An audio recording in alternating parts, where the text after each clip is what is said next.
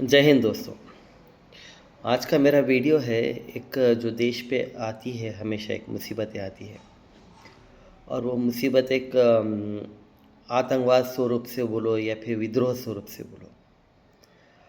तो ये विद्रोह हमेशा 1947 के बाद से, मतलब 1947 के भारत स्वतंत्र के बाद से ये मुसीबत आती रही हमेशा।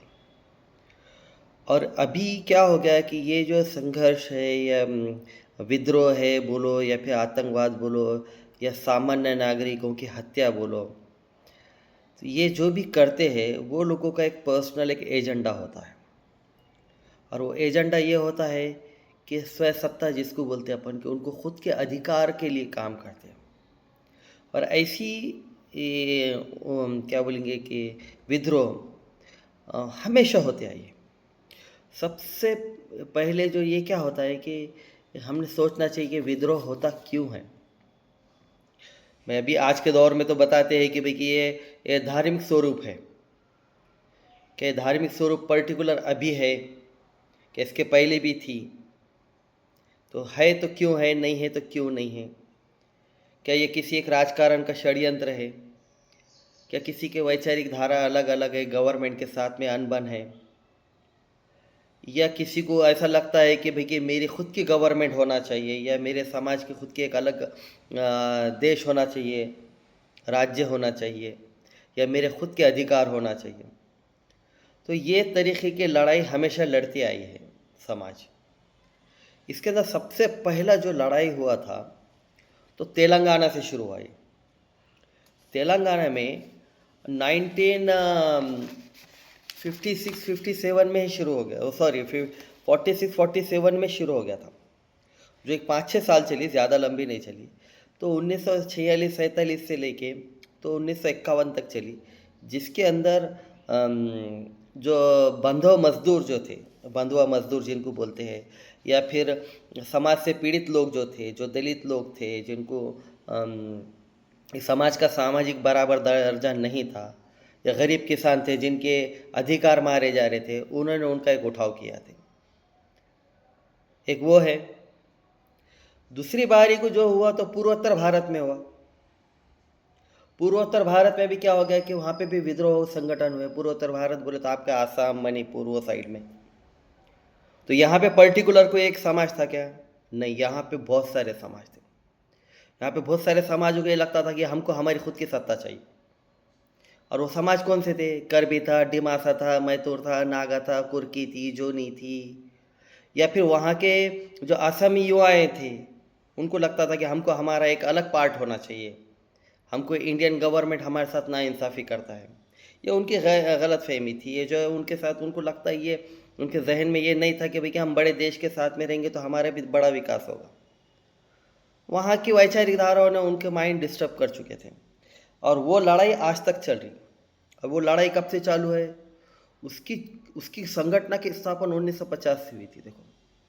और वो लोगों ने यही सोच के करा, और अभी तक लगभग उन्होंने 25-50 हज़ार लोग तो मारे होंगे, एक अंदाज़ा है। ठीक है, छोड़ दो वो कितने क्या है, ये डिस्कशन अपन एक स्पेशल पॉडकास्ट होने वाला है, जो मैं इसके माहिर लोग जो है उनको बुला के रखा हूँ मैंने। तो अभी खाली आपको प्राइमरी लेवल पे मालूमात दे रहा हूँ। तीसरी जो हो गई, जो नक्सल है, माओवादी है, नक्सल और माओवादी है, 1967 से चल रही है, 1967 से। जो सबसे बड़ा एरिया उन्होंने कवर अप कर रखे हैं उनके वैचारिक लोगों को जमा करने में। 7 राज्य उससे इफेक्टेड है, 7 राज्य प्रभावित है उनसे। अब 7 राज्य कौन से है?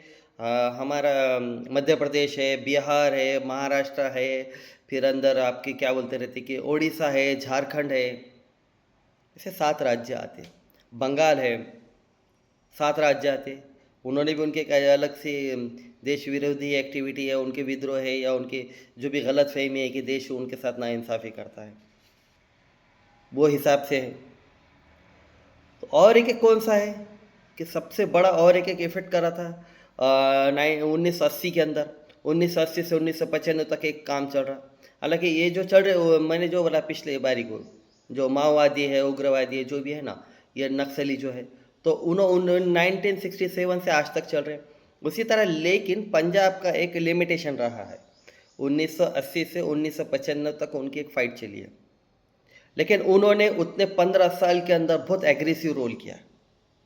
वहाँ पे भी पर्टिकुलर एक समाज था, उनको लगता था कि हमको हमारा राज्य अलग चाहिए। तब के 1995 की जो भी कोई सरकार थी, उन्होंने उनको समझाने में सक्षम रही कि नहीं भाई, कि आपके लड़ाई वगैरह एक थोड़ा आपकी गलत ट्रैक है, आपने ये ट्रैक से नहीं जाना चाहिए, आपने बड़े देश के साथ में रह के आपका बड़ा विचार रखना चाहिए। उन्होंने आज मान गए, उन्होंने आज देश के विकास के अंदर उन्होंने भी अपना सहभाग लगा दिया। फिर बाद में और कहाँ से हुआ, तो 1989 से अभी कश्मीर में एक ये मामला चल रहा है। तो कश्मीर में भी वहाँ पे जो वहाँ की लोकल जो पॉपुलेशन है वो पर्टिकुलर एक कम्युनिटी से है। जैसे कि अपन देखते हैं कि पंजाब के अंदर पर्टिकुलर एक कम्युनिटी का वहाँ पे ज़्यादा लोक संख्या है, तो वहाँ के लोगों ने उठाव किया, उनको भी अपन ने खालिस्तानी आतंकवादी बोला। फिर बाद में मैंने जैसे बोला 7 राज्यों में, तो अब ये 7 राज्यों में सभी समाज के लोग हैं। जो माओवादी जो बोलते हैं अपन नक्सली जिनको बोलते हैं, वो भी तो 7 राज्य में, और 7 राज्य में जहाँ जहाँ जो जो लोगों को कन्विंस करने में सक्षम रह गए, वो समाज उनके साथ में है। वहाँ पे भी पर्टिकुलर एक कम्युनिटी नहीं है। पंजाब में पर्टिकुलर एक कम्युनिटी, आसाम में पर्टिकुलर कम्युनिटी थी, वैसे कश्मीर में भी पर्टिकुलर कम्युनिटी है। और इसीलिए उनके नाम से लेके पूरे देश के अंदर उनकी वैचारिक क्या है वो सबको मालूम है। उन्होंने चाहते हैं कि कश्मीर अलग, हालांकि वो उनकी बेवकूफ़ी है। उनको ये समझना चाहिए कि बाहर विकसित देश के साथ में रहने से इंसान का विकास होता है। एक छोटी सी मिसाल ये है कि हर ग्रामीण आदमी ये सोचता है कि मैं शहर में जाके अपना खुद का डेवलप करूं। उसी तरीके से ये छोटे छोटे राज्यों ने भी बड़े कंट्री के साथ में रह के खुद का डेवलपमेंट करना बहुत ज़्यादा ज़रूरी रहता है। तो इस बारे में अपन बारीकी से चर्चा करेंगे, एक पॉडकास्ट लेंगे। मैंने बहुत सारे लेक्चररों से बात करा और उन्होंने अपने पॉडकास्ट में आने के लिए तैयार है। धन्यवाद। ये वीडियो और यूट्यूब पे भी देखो, और यूट्यूब को मेरे फॉलो करो, ताकि हम अच्छे लोगों से ज़्यादा कनेक्टिविट हो और ज़्यादा से ज़्यादा बात हो। धन्यवाद। Thank you. जय हिंद, जय भारत।